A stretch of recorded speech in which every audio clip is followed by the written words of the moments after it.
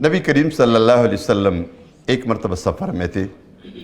سفر میں ایسا ہوا کہ ایک جگہ پڑاؤ ڈالا ہوا تھا آرام کرنے کے لیے، تھوڑی دیر سستانے کے لیے بیٹھے تھے صحرا میں۔ دور سے ایک شخص اپنے گھوڑے پہ سوار آتا ہوا دکھائی دیا۔ آپ صلی اللہ علیہ وسلم نے اس شخص کو جب دور سے دیکھا تو صحابہ کرام سے فرمایا کہ یہ تمہارے پاس آنا چاہتا ہے، وَإِيَّاكُمْ يُرِيد، یعنی تمہاری تلاش میں ہے، تمہارے پاس آنا چاہتا ہے۔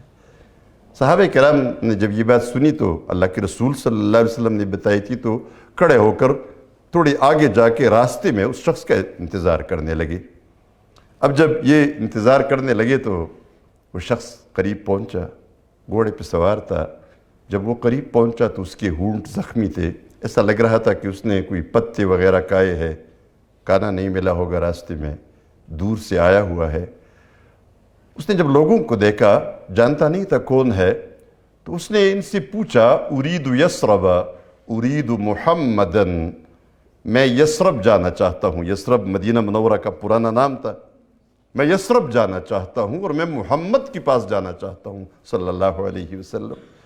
آپ صلی اللہ علیہ وسلم نے جب یہ بات سنی فوراً دوڑ کے خود اس کی تسلی کے لیے، اس میں دیر نہیں لگائی کہ تھوڑے سے سسپنس میں ڈال دے اس کو اور پھر بعد میں بتا دے، نہیں، فوراً اس کی پریشانی کو ختم کیا، وَأَنَا مُحَمَّدٌ، میں محمد ہوں صلی اللہ علیہ وسلم۔ اس شخص نے جب یہ دیکھا کہ مجھے تو اپنی مراد مل گئی تو فوراً کہا، یا رسول اللہ، آپ مجھ سے کیا مطالبہ کرتے ہیں؟ آپ مجھ سے کیا چاہتے ہیں؟ آپ صلی اللہ علیہ وسلم کیا چاہتے تھے؟ بس یہ نہیں، جلدی جلدی ایمان لے آؤ۔ اس شخص نے کلمہ پڑھ لیا، مسلمان ہو گیا۔ تھوڑی دیر وہ اپنے سواری سے اترا، ایمان لایا، کلمہ پڑھ لیا، اور پھر آپ صلی اللہ علیہ وسلم نے اس کو بٹایا کہ ایمان کے تقاضے اب یہ ہے، آپ نے 5 نمازیں پڑھنی ہے دن رات میں۔ اس نے کہا ٹھیک ہے۔ آپ نے رمضان کے روزے رکھنے ہیں۔ اس نے کہا ٹھیک ہے۔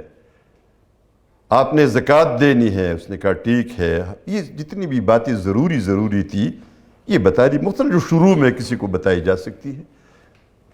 اس نے کہا بس اتنا؟ ہاں بس ابھی اتنا ہے۔ اور اس شخص نے رخصت لے لی اور چل پڑا، اپنے گھوڑے پہ سوار ہوا۔ چند قدم یہ آگے گیا تھا تو چونکہ صحرا تھا، صحرا میں ایک چوہے نے، جنگلی چوہے نے اپنے لیے وہ بل بنایا ہوا تھا، وہ سوراخ بڑا تھا۔ اس کے گھوڑے کا پاؤں، جو سامنے والا پاؤں تھا، اس کے اندر گیا اور گھوڑا الٹا گر گیا۔ جب یہ گھوڑا گر گیا اس کا تو یہ شخص بھی سر کے بل نیچے گرا۔ صحابہ کرام نے دیکھا تو جلدی دوڑے، چند قدم آگے گیا تھا، وہ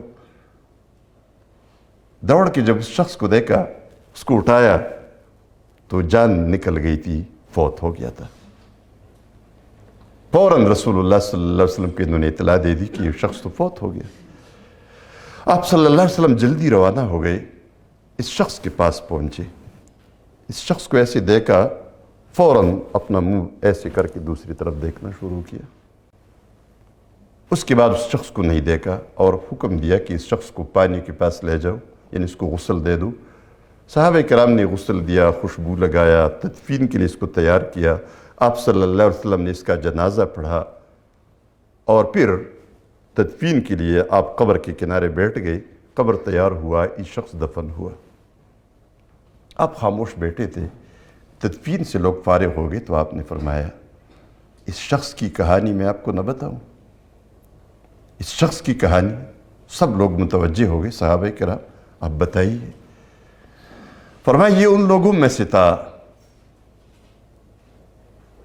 جس نے عمل بہت توڑا کیا، عمل قلیلا واجر کثیرا، عمل بہت توڑا کیا لیکن اجر بہت بڑا لے لیا، اجر بہت بڑا لے لیا۔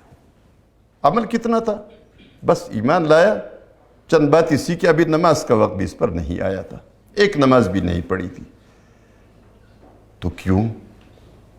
فرمایا یہ وہ شخص ہے جن کے بارے میں اللہ نے فرمایا الذین آمنوا ولم يلبسوا ایمانہم بظلم اولئک لہم الامن وہم مہتدون۔ وہ لوگ جو ایمان لائے اور انہوں نے اپنے ایمان کو ظلم کے ساتھ آلودہ نہیں کیا، یعنی کوئی کفر، کوئی شرک، کوئی گناہ چھوٹا بڑا کچھ نہیں کیا تو ان کے لیے امن ہے، دوزخ کی آگ سے وہ نہیں جائیں گے دوزخ میں، یہ ان لوگوں میں سے تھا۔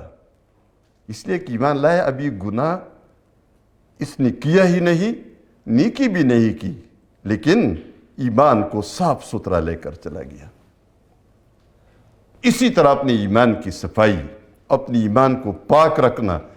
پھر کسی نے سوال کیا، یا رسول اللہ، آپ صلی اللہ علیہ وسلم نے، آپ نے تو اس شخص کو جب پہلی دفعہ دیکھا تو آپ نے منہ پھیرا اور پھر دیکھا نہیں، یہ کیوں؟ فرمانے لگے کہ یہ ایسا ہوا کہ یہ شخص جب سفر میں تھا تو اس کو بہت بھوک لگی تھی، کھانا نہیں ملا تھا، بہت دیر سے اس کے پاس کھانے کو کچھ نہیں تھا۔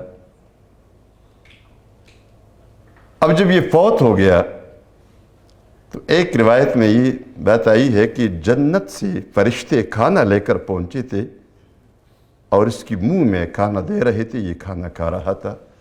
دوسری روایت میں یہ ہے کہ جنت سے اس کی حوریں جنت کا کھانا لے کر آئی اور اس کو کھلا رہی تھی، تو گویا اپنے اہل و عیال کے ساتھ جب ہوتا تو میں نے دیکھنا گوارا نہیں کیا کہ میں اس کو دیکھوں۔